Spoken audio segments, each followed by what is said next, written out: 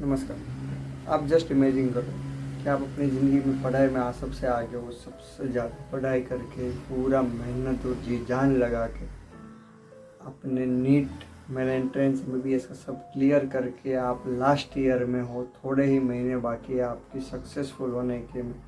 आपके mummy papa, आपके family member सब आपसे बहुत खुश है और अचानक ही आप रेगुलर रूटीन में 36 या 72 घंटे की ड्यूटी करके आप थक जाते हो। जब आप सोने जाते हो, आप सोते हो, फिर आप किसी हैवानियत से हवा भरे हैवान का आप शिकार होते हो। कैसा लगता है? जी यस, मैं बात कर रहा हूँ कोलकाता मर्डर रेप केस के बारे में, जिसे सुन के आज पूरे देश और दुनिया में दहशत फैल चुकी है। इस जो घिनौना काम किया है जिस व्यक्ति ने, उसके प्रति सबको आक्रोश है। पर क्या ये काम एक व्यक्ति का हो सकता है? 40 मिनट के अंदर एक व्यक्ति एक पूरे इंसान को क्या मार सकता है? किसी में भी दम नहीं। उस पीड़िता के ऊपर उतने प्रहार किए गए जैसे कि एक इंसान के हो ही नहीं सकते। जब उसकी डेड बॉडी मिली तो उधर सेमिनार हॉल के अंदर राइट एंगल में उसके दोनों पैर थे। वो पूरे हालात भी उसके मम्मी पापा वर्णन नहीं कर पाए। वो जो बोल रहे थे, उसकी जो व्यथा है, वो अचक के बोल रहे थे कि उनको बोल ही नहीं पाए वो भाषा। क्यों? और जब पुलिस वाले उनको सुबह सुबह जब फोन करते हैं तो बोलते हैं कि आपकी बेटी का सुसाइड हो चुका। क्या ये सुसाइड है? क्यों रेप को एक सुसाइड में बदलने की योजना बनाई गई एक व्यक्ति की? इसमें एक व्यक्ति शामिल नहीं हो सकता। इसमें पूरी सरकार है, कोई ग्रुप है, क्या कौन सा बड़ी व्यक्ति है, कौन सा पावर है, इसके नहीं। हम बात करें आरजीकर मेडिकल की। आरजीकर मेडिकल में जो घटना हुई, उस घटना से सब स्तब्ध। घटना सुन के हर किसी का खून खुल जा रहा है। क्या है किसी एक व्यक्ति की घटना है? सरकार है, वो खुद अपने आप पे ब्लेम कर रही है। वो नारी होने के बाद, जो ममता बनर्जी है, वो एक नारी होने के बाद भी किसी भी नारी की व्यथा नहीं समझ पा रही और अपनी सरकार बचा रही है। क्या इतना देर लगता है? इस घटना के आज कितने 10 से 12 दिन हो चुके हैं, फिर भी उस घटना के से आज तक उसका कोई चुकादा नहीं है। सिर्फ एक व्यक्ति की धरपकड़ की गई और उस व्यक्ति को सब समझाया गया। वो व्यक्ति अचानक आता है, सब कबूल कर लेता है और बोलता है मुझे फांसी की सजा दे दो। ये बलि का बकरा बनाया गया है। उसके पीछे कई सारे हैं। और अभी उसके साथ जो ट्रेनी डॉक्टर थी, उसके साथ साथ कहीं भी उसके सारे दोस्त थे, उसके दोस्त, उसमें उसके पहले जो ड्यूटी करके गए ऐसे डॉक्टर, सब डॉक्टर्स की सब ने बातचीत हुई। सब बता रहे हैं कि इस जो अस्पताल है उसके अंदर drugs racket, sex rackets, organ का ट्रांसप्लांट, वो सब हो रहा था। उस घटना के बारे में सबको पता है। आरजीकर मेडिकल का जो प्रिंसिपल है सबसे पुराना है, कई सालों से, और उसकी कई घोटालों में उसकी संभावना की गई है। उसके प्रति कितने भी चार्जेस लगाए गए, उसके प्रति कितनी भी नोटिस दी गई है, पर उस बात, किसी भी बात का उसके ऊपर कोई फर्क नहीं है। उसको कोई सरकार मदद कर रही होगी तभी ऐसा हो रहा है। और हर एक काम के अंदर उसने अपना कमीशन जोड़ा रखा है। जो उसके साथीदार थे, उसने भी उसकी सारी कंप्लेन की है और उसकी सारी नोटिस जारी की गई है। आपको वीडियो में दिखेगी आगे। जैसे कि हम आपको सब बता रहे हैं कि वो व्यक्ति ऑर्गन डोनेट्स भी करवा रहा था। ऑर्गन डोनेट्स के साथ साथ उसका ट्रांसप्लांट करवाता था, उसका व्यापार करता था। वो सेक्स रैकेट चलाता था, डेड बॉडी के साथ सेक्स वीडियो बनाता था। वो अस्पताल के अंदर कहीं भी, कभी भी, कोई भी रूम में वीडियो बनाया जाता था। क्या अस्पताल का ऐसा नियम है? जो डॉक्टर्स है उसकी कोई जवाबदारी नहीं ली गई, उनकी सेफ्टी की, उनके साथ क्या, कुछ भी नहीं। फिर ये कब तक सीमित रहेगा? आज एक डॉक्टर के साथ हुआ, कल किसी और के साथ होगा। सिर्फ एक डॉक्टर ही नहीं, पिछले कई सालों से हमारे देश के अंदर कितनी लड़कियां हैं जो ऐसे हैवानियत नज़र से भरे हुए हैवानों का शिकार होती है। अरे आपको रिकॉर्ड बताऊंगा कि ये पूरे देश के अंदर एक साल के अंदर 36,000 के ऊपर केस होते हैं। मतलब औसत है एक दिन में 90 केस। क्या ये सीमित है? क्या ये अच्छा है हमारे देश के लिए, हमारी नज़रिया के लिए? क्या हम हमारी बहन बेटी को सुरक्षित मानते हैं? हमारा देश आगे बढ़ा है। हमारा देश सिर्फ पैसों से आगे बढ़ सकता है, विचारों से नहीं बढ़ सकता। जब तक हमें आगे नहीं बढ़ाया जाता, जब तक हमारा विचार नहीं आगे बढ़ता, तब तक हम कुछ नहीं कर पाएंगे। तब तक इस दरिंदों से हम तड़पते रहेंगे। कितने केस हो, निर्भया केस, 12-12 साल तक केस पेंडिंग रहता है। 12 साल के बाद दोषी को सजा सुनाई जाती है। एक केस है 2002 का, बिल्किस बानो केस। गोधरा कांड जब हुआ तब एक बिल्किस बानो नाम की महिला और उसकी बहन के साथ गैंगरेप किया गया। 12 से ज़्यादा व्यक्ति थे उसके साथ, सामूहिक बलात्कार किया गया। जब उन्होंने आवाज़ उठाई तो पुलिस वालों ने केस लेने से मना कर दिया। जब FIR की गई, जब कोर्ट में गए, जब कोर्ट ने उसके अंदर दखल अंदाजी दी, तब पुलिस ने जाके FIR की और आगे सुनवाई। उसके बाद 8 साल बाद उसको सजा हुई।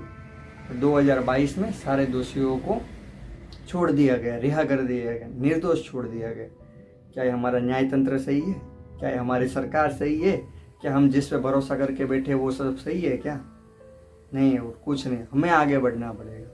उसके लिए हमें हमारी सोच बदलनी पड़ेगी, तो ही हमारी बहन बेटियाँ सुरक्षित है। हम कितना भी अपनी बहन बेटियों को आगे बढ़ा ले, आगे सोच समझ के कर ले, पर जो सामने वाला दरिंदा है वो अपनी नज़र नहीं बदलेगा, तब तक ये कांड नहीं रुकेगा। हम बस उनके सामने प्रोटेस्ट करते रहेंगे, हम अपना गुनाह बताते रहेंगे, हम उन्हें सचेत करते रहेंगे, कैंडल मार्च लेके निकल पड़ेंगे। पर सरकार भी अंधी है ना कि 2 दिन तक हमारे सामने पुलिस केस है सब करेगी, CBI जांच करवाएगी, 3 दिन तक गुनहगारों को सजा देगी और फिर उसके बाद जो भी है। अरे आप सुनो तो सही, 8 अगस्त के लेके आज तक के पूरे देश के अंदर 50 से भी ज़्यादा रेप केस दाखिल किए गए। सबसे घिनौना काम होता जा रहा है, फिर भी सरकार उसके ऊपर कोई एक्शन नहीं ले रही। क्यों? सरकार को भी कुछ मिल रहा है क्या उसमें? इसके प्रति कोई संवेदना नहीं है किसी की भी। इसके समझ जाने में हमें हमारा देखना पड़ेगा, हमें हमारे समाज की लाज रखनी पड़ेगी, हमें आगे बढ़ना पड़ेगा, सरकार के प्रति नहीं। सरकार कितने खरबों अरबों रुपए जो सबके पीछे डाल रही है, विकसित भारत, विकासशील भारत, उसके पीछे, पर नहीं, जो बहन बेटियों के डिफेंस के साथ जो भी करना है, सेफ्टी के लिए जो भी रुपए करने हैं, वो बिल्कुल नहीं है। सरकार ने 2021 से लेकर 2026 तक में 1179.2 करोड़ रुपए फंड किए हैं। क्या मात्र इतनी सी रकम बजट मंत्री अपनी निर्मला सीतारमण इतने से बजट के अंदर क्या वो सेफ्टी दे पाएगी पूरे देश की महिलाओं को? क्या हो पाएगा ऐसा कुछ? बजट देश को आगे बढ़ाने में, पर नहीं कि अपने सोच को आगे बढ़ाने में। जब तक अपनी सोच आगे नहीं बढ़ेगी तब तक देश आगे नहीं बढ़ेगा। ऐसे कितने रेप होते रहेंगे, ऐसे कितनी आवाज़ें उठती रहेगी, कितनी आवाज़ें दब जाती है, पर कोई भी आगे नहीं बढ़ता और किसी का भी सुनाया नहीं होता है। और हमारी सरकार जो है वो आरोपियों को सजा देने के बदले वो आरोपियों को बचाने की फिराक में है। अपनी सरकार जो है आरोपियों को बचाती है। ऐसे कितने केस है, जैसे कि आप देख सकते हो निर्भया केस। तो निर्भया केस के अंदर 12 जितने आरोपी थे उसमें सबको मारा, सबको सजा दी गई, पर एक व्यक्ति था जो 16 उम्र का था, 16 साल की उम्र का नाबालिग था, तो उसको 3 साल की सजा देके उसको रिहा कर दिया गया। हालांकि उसकी अभी खबर नहीं है, पर सूत्रों के अनुसार बताया जा रहा है कि वो जो व्यक्ति है वो अभी किसी NGO के अंदर रह के काम कर रहा है। क्या ऐसे दरिंदों से हमारा समाज बच पाएगा क्या? कभी ऐसे कभी नहीं हो पाएगा। और ये जो बेचारी जो लड़की हुई, उसके साथ जो घटना हुई, उसके साथ जो आरोपी था वो तो पुलिस का वॉलंटियर बन के उधर काम कर रहा था, उधर का रक्षक था। ऐसे रक्षक ही हमारे भक्षक बन रहे तो कैसे होगा? इसे पुलिस वालों के साथ ही मिलके पुलिस वाला ही अपने प्रजा की जान ले रहा है, ऐसा हो रहा ना। वो 4 साल से सिविल वॉलंटियर में था कलकत्ता पुलिस में। वो व्यक्ति पूरा हैवानियत से भरा था। उसकी जैसे कि पिछली क्रिमिनल हिस्ट्री देखने जाए तो उसके हिस्ट्री के अंदर उसकी 4 शादियाँ की गई। उसकी एक वाइफ थी, वो मर गई, और दूसरी 3 ने उससे डिवोर्स ले लिया, क्योंकि उसकी ये जो नज़र थी, उसके जो मारपीट करने का तरीका था, तब नशा करके आता था और उनको मारपीट करता था। वो तो प्रेग्नेंट थी 3 महीना, फिर भी उसको मारता था, उसको सेक्स करने के लिए उकसाता था। उससे उसके क्रूरता के कारण उसकी पत्नी उसको छोड़ के चली गई। उसके गांव में भी उसके क्रूरता के कहीं किस्से हैं, जैसे कि उसका गांव में सब बोल रहे थे कि वो आदमी पूरा लूटपाट चलाता था, वो किसी से पैसे लेके उसको वापस नहीं देता और पुलिस का डर से उसको सताता था। उसके फ्रेंड थे जो उसके बहुत करीबी, उसके फ्रेंड को जॉब दिलवाने के बहाने उससे 2 से 2.5 लाख रुपए लेके वो फरार हो गया था। उसको पैसा भी नहीं दिया और उसको जॉब भी नहीं दिलवाई। पहले से चीटर लाइन और ऐसी खराब हरकतों के कारण कई बार ऐसे केसों में आ चुका है। फिर भी वो कोलकाता पुलिस के अंदर वॉलंटियर की जॉब कर रहा है। तब ये सरकार और पुलिस कहाँ सो रही है। छोटे मोटे दूसरे शहरों की, दूसरे राज्यों की बातों में सरकार आगे बढ़ जाती है, पर अपने राज्य और अपने शहर की गाँव बेटियों के बारे में कोई कुछ नहीं बोल पाता, क्योंकि उसमें अपना ही तो हाथ होता है। ये जो संदीप घोष नाम का जो व्यक्ति है, जो प्रिंसिपल है संदीप घोष, कहीं बाहर ये हो चुका है, कहीं कारनामों के अंदर उसका नाम भी आ चुका है। फिर भी वो कांड होने के बाद उसको सस्पेंड किया जाता है और 15 घंटे के अंदर उसको दूसरी कॉलेज का प्रिंसिपल भी बना दिया जाता है।